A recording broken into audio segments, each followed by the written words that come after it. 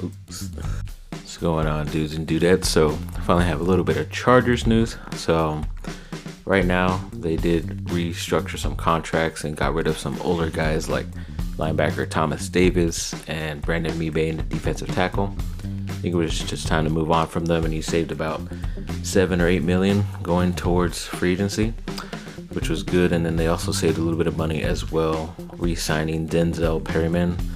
I think adding one more year to his contract, the linebacker, and then reworking it as well. So he saved some money, so that was good because they're able to get some guys that are veterans, which I think can help right away. I just don't know if it's gonna sustain for a couple more years. It's just like a win right now kind of moves that they did, but I'm okay with it so far. I think they could have went after better guys at those same positions, but they did sign offensive tackle Brian Bulaga from the Packers, so it looks like he's going to be the right tackle. They still have a hole on that left side, so I hope they're going to address that at the number 6 pick, which I'll get to right now, what is why I think that. But they also did sign cornerback Chris Harris Jr., who's always been with the Denver Broncos, really good guy, and I think he was probably a good pickup a couple years ago, but he's like mid-30s right now, but he hasn't really lost a step, so hopefully he'll be able to contribute to the Chargers. And then also Linval Joseph, a defensive tackle, who in my opinion is better than Brandon Mebane, who they had just released, but we'll see how that goes too, because he is getting up in age as well.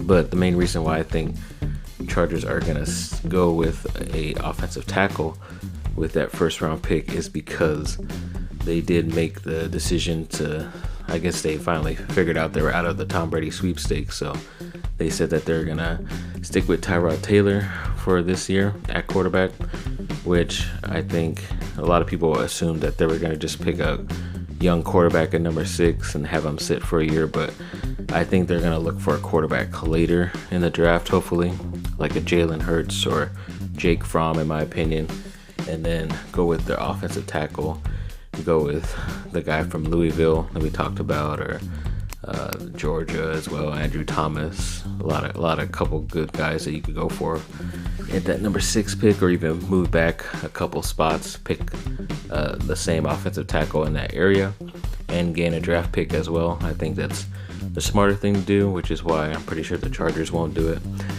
But yeah, as far as a bit of Chargers news, that's how it's going right now, and yeah, hopefully they can continue with some more positive signings here.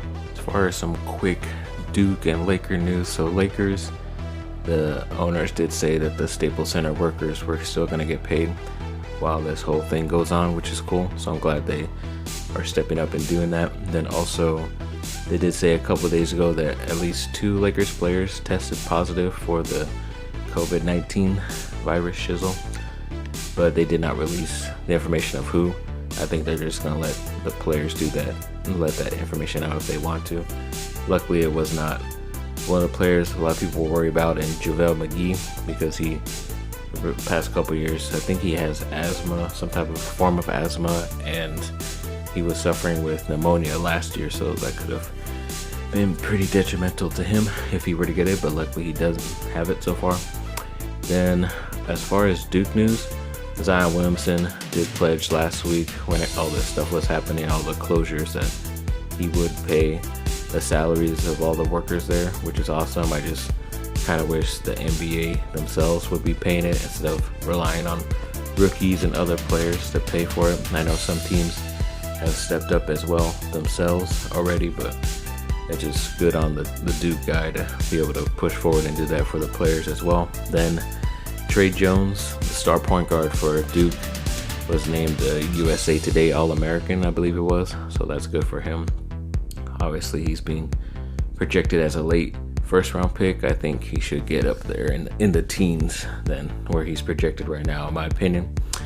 Then also, Joey Baker, the shooting guard / small forward for Duke, has recently put on his social media that he is going to return for his junior year.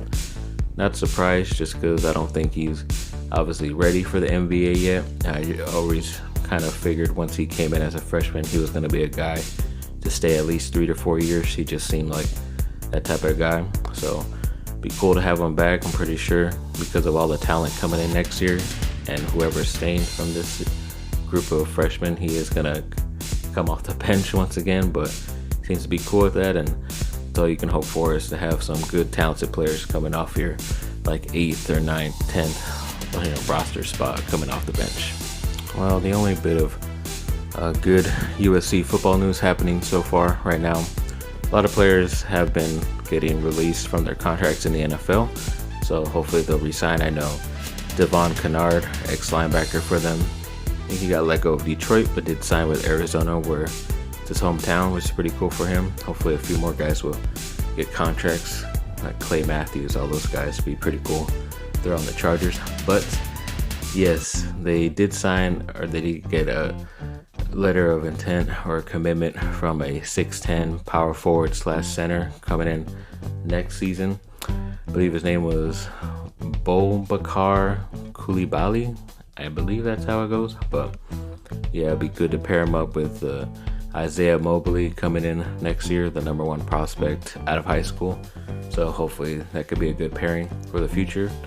And then also with a bit of USC in the NFL, a guy who was traded, who I've been trying to get the freaking Chargers to trade for forever, because it's a defensive tackle position they needed, and he's only about 30, 31, which is still good enough age for that type of position. But Jarrell Casey from the Titans was recently traded to Denver, which I hate even more because now I have to play him twice a year. And it was only for a 7th round pick, so most of the guys that the Chargers pick in the 7th round never last. They have better undrafted guys that stay on the team. So I don't know why he didn't just give up that and take on his salary, which isn't really that much. And he could have paired him up with Linval Joseph and got rid of Tillery, who I still have no love for, just because I don't see where the talent is. And I don't see him fitting with the Chargers team, especially on defense, but that's just the way I see it.